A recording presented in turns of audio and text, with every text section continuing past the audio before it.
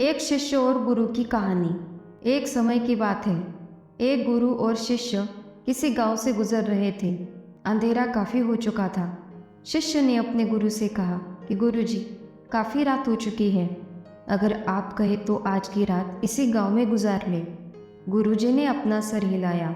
उन दोनों को बहुत भूख लगी थी और वो एक घर के पास आकर रुके।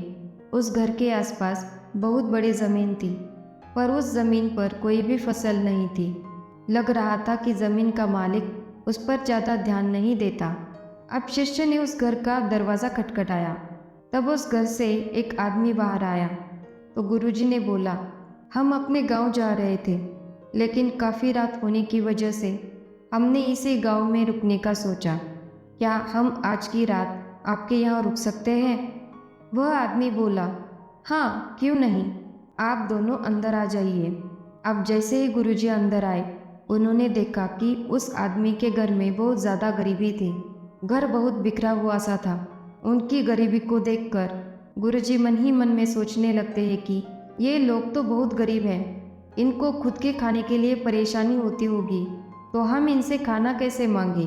कि तभी वह आदमी कहता है कि गुरुजी, आज रात आप हमारे यहाँ पे ही भोजन करिए। हमारा खाना बहुत नमकीन स्वादिष्ट तो नहीं है। इतना कहकर वह रुक गया। कि तभी गुरुजी बोले, कोई बात नहीं, हम तो साधु हैं, हम नमकीन थोड़ी न खाते हैं, हम तो सादा खाना खाते हैं जिससे हमारी भूख मिट जाए। गुरुजी ने उस आदमी से पूछा, आप क्या काम करते हो और आपके घर के पास जो जमीन है वो किसकी है? वह आदमी बोला, यह हमारी ज़मीन है। तो गुरुजी ने बोला, अगर तुम्हारे पास इतनी सारी ज़मीन है तो आप इस तरह से क्यों रह रहे हो? वह आदमी बोला कि हमारी ज़मीन बंजर है, किसी काम की नहीं है। तब गुरुजी ने पूछा, क्या आपने कभी इस ज़मीन पर फसल लगाकर देखी है कि सच में वह ज़मीन उपजाऊ है कि नहीं? तब किसान बोलता है, जी नहीं। गांव वाले बोलते हैं कि मेरी ज़मीन बंजर है और उसमें कुछ भी नहीं उग सकता और वहाँ पे फसल लगाना बहुत बड़ी बेवकूफ़ी है, तो इसीलिए मैंने कभी भी वहाँ पर फसल नहीं लगाई।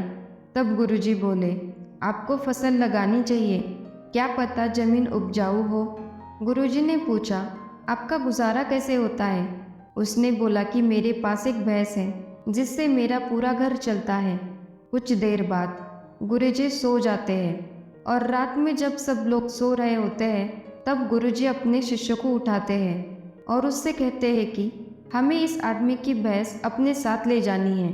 शिष्य को अपने गुरु की इस बात पर आश्चर्य हुआ, क्योंकि जिस गुरु ने उसे अच्छे मार्ग पर चलना सिखाया था वह गुरु आज स्वयं ही किसी के साथ बुरा कर रहे हैं। शिष्य ने भैंस की डोर अपने हाथ में ले ली और वो दोनों अपने गांव की तरफ निकल पड़े।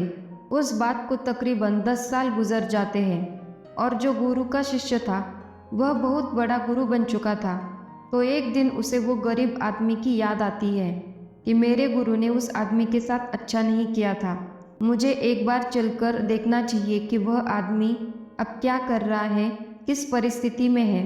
वह शिष्य उस गांव की तरफ जाता है और वहाँ जैसे ही पहुँचता है तो देखता है कि जिस जगह पर उस गरीब आदमी का झोपड़ा था, अब उसी जगह पर एक बड़ा आलीशान महल बन चुका था और उस झोपड़ी के बाहर जो बंजर जमीन थी, अब उस पर फल फूलों का बगीचा था। उस बड़े घर को देखकर अब शिष्य सोचने लगता है कि शायद अब वह गरीब आदमी भैंस को जाने पर, घर का गुजारा न होने पर जमीन बेचकर कहीं चला गया होगा। कि तभी उधर से उस घर का मालिक आता है और शिष्य उसे पहचान लेता है कि यह तो वही गरीब आदमी है और उस आदमी से बोलता है कि क्या आपने मुझे पहचाना? मैं अपने गुरु के साथ आपके यहाँ पर आया था, हम एक रात के लिए आपके यहाँ रुके भी थे। वह आदमी उसे पहचान लेता है और बोलता है कि उस रात आप कहाँ चले गए थे? और उसी रात मेरी भैंस भी कहीं चली गई थी। तब मेरे पास अपने घर वालों का गुजारा करने के लिए कोई दूसरा रास्ता नहीं था, तो मैंने कई तरह के व्यवसाय किए, उससे पैसे जोड़े, पर उससे भी गुजारा नहीं हो रहा था। तब मुझे आपके गुरुजी की बात याद आ गई। उन्होंने मुझे कहा था कि फसल उगाकर देखना, शायद ज़मीन उपजाऊ हो। और फिर मैंने अपने ज़मीन पर मेहनत की और फसल निकल आई। और आज मैं इस गांव का सबसे बड़ा और सबसे अमीर आदमी बन चुका हूँ। वह आगे बोलता है कि अगर उस दिन मेरी भैंस चली गई नहीं होती तो आज मेरा जीवन इतना नहीं बदलता। यह सब सुनकर शिष्य बोला, यह तो आप पहले भी कर सकते थे। वह आदमी बोलता है, कर तो सकता था, पर मैंने लोगों की बात पर विश्वास किया और कभी भी इस ज़मीन पर फसल नहीं उगाई।